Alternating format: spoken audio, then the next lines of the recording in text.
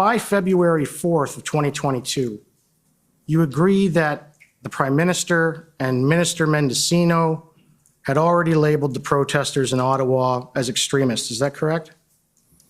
I have no knowledge of that. I don't agree with that. But you can agree that on January 31st, 2022, the Prime Minister addressed the nation on TV and on the internet by video. Do you remember that? No, sir.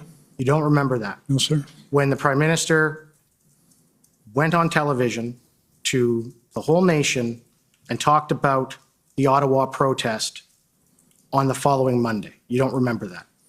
I know the Premier spoke. I have no recollection of what he said. I was busy doing other things. Well, I'm going to read you what he said, and you can tell me if you remember it.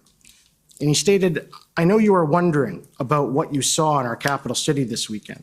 As my friend Erwin Cotter said on Saturday's Freedom of Expression, Assembly and Association of the cornerstones of democracy, but Nazi symbolism, racist imagery, and desecration of war memorials are not. It is an insult to memory and truth. Hate can never be the answer. Over the past few days, Canadians were shocked and frankly disgusted by the behavior displayed by some people protesting in the nation's capital. I want to be very clear. We are not intimidated by those who hurl insults and abuse at small business works and steal food from the homeless. We won't give in to those who fly racist flags. We won't cave to those who engage in vandalism and dishonor the memory of our veterans. There is no place in our country for threats, violence, and hatred.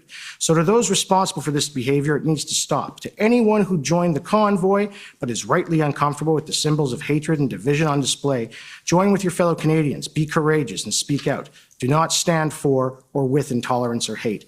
Do you remember hearing that now?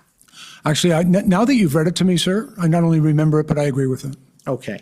And so you can agree there that the Prime Minister has stated that being part of the protest is essentially standing with intolerance and hate. Can you agree with that?